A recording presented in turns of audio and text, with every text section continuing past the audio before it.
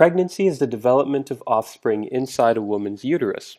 It's also called gestation. And during gestation, a lot of changes occur in mom's body. So the average pregnancy lasts about 38 and a half weeks. And for ease of discussion when we're talking about pregnancy, we sort of talk about it as having three phases called trimesters. And each trimester lasts about 13 weeks. So if I said that event X happens in the first trimester, you'd know I meant sometime between 1 and 13 weeks of pregnancy. And if event Y happens in the second trimester, that would be between weeks 14 and 26, and so on. So 3 trimesters. So during the second and third trimesters, the fetus is sort of getting a lot bigger and more developed. And so the mother's uterus has to expand to accommodate the growing fetus. And actually both the fetal growth and the uterine growth cause a lot of physiological change in the mom. So before we go on to talk about some of the non-reproductive system physiological changes in the mother, you must be wondering, well, how exactly does the uterus grow so much? So let's take a look at that first. So it's really important to note that basically all of the maternal changes that happen during pregnancy, including this uterine growth, can be attributed in some way to hormones, especially to the ones we classically think of as those female sex hormones, the estrogen and the progesterone. HCG, or human chorionic gonadotropin from the embryo, that plays a pretty big role as well. So at the start of pregnancy, until about week 12, so almost till the end of the first trimester, the corpus luteum in the ovary produces most of the estrogen and progesterone that initially support the embryo and cause the development of the placenta. But during the first part of the second trimester, the corpus luteum degenerates and the placenta takes over as the primary hormone producer, as the new major endocrine organ of the pregnancy. And remember, endocrine organs secrete hormones to regulate body function.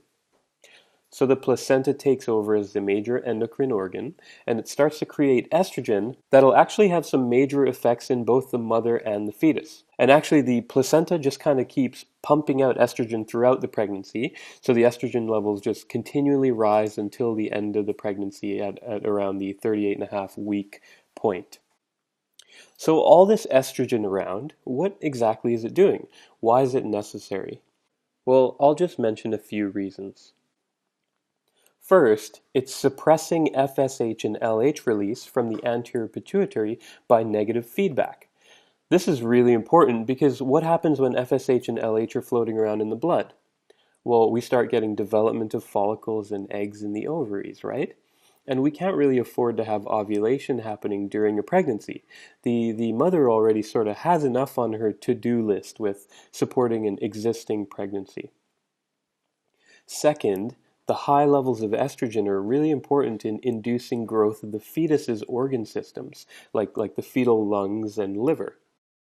Third, the estrogen sort of stimulates maternal tissue growth. So the uterus enlarges to accommodate the growing fetus, and the ducts and the mammary glands and the breasts expand and branch in preparation for lactation and breastfeeding. So that's estrogen during pregnancy.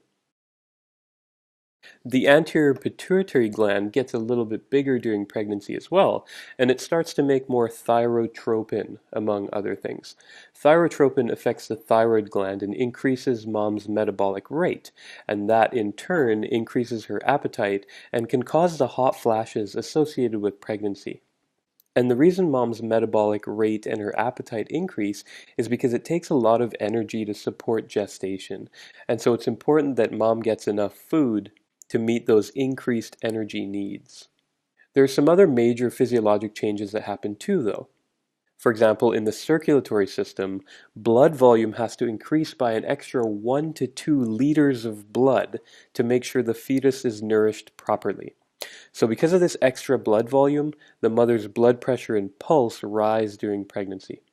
And also, as the uterus grows, it eventually will compress the pelvic blood vessels underneath it, and that'll obstruct venous return to the heart from the pelvis and the legs. And so among other conditions, this can cause varicose veins to develop. There are some skin changes as well. The expanding uterus also stretches the overlying dermis on the abdomen, dermis meaning skin, And when the dermis gets stretched too far beyond what it can handle, connective tissue within and underneath the dermis can tear and cause striae, or stretch marks. So typically you'll see these reddy, purpley striae in places that get stretched during pregnancy. So besides the abdomen, you might see these striae on the breasts, on the thighs, and on the hips. They usually fade to a pretty faint color a few months after childbirth, though. The lungs have a bit more work to do during pregnancy as well. In fact, they've got to work about 50% harder. And this is to provide oxygen to all that extra blood that mom's got on board for the fetus. But to sort of complicate things a bit, the growing uterus pushes up on mom's diaphragm, preventing her from taking in full breaths. So she might develop a bit of shortness of breath during the later trimesters. The uterus puts a bit of pressure on the stomach as well, and that can cause some heartburn or gastric reflux in mom. But luckily, in the last few weeks of pregnancy, the fetus sort of descends a bit in the pelvis, and that reduces the upward pressure on the diaphragm, so mom can breathe a bit better, and the heartburn typically goes away as well. The flip side of this, though, is that the uterus, because it's dropped a bit, it then puts even more pressure on the urinary bladder, and that leads to needing to urinate a lot more frequently. We haven't really talked about the weight gain in pregnancy.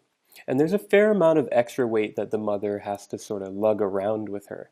And the weight gain during pregnancy comes from a few different things. The growing fetus is generally the biggest portion of it, about 7 to 8 pounds. The placenta and the amniotic fluid add about 6 pounds, and the extra breast tissue adds about 3 to 4 pounds.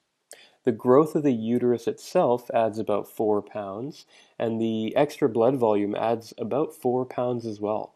Actual fat or adipose tissue gain varies the most, but only really needs to be between 3 and 10 pounds.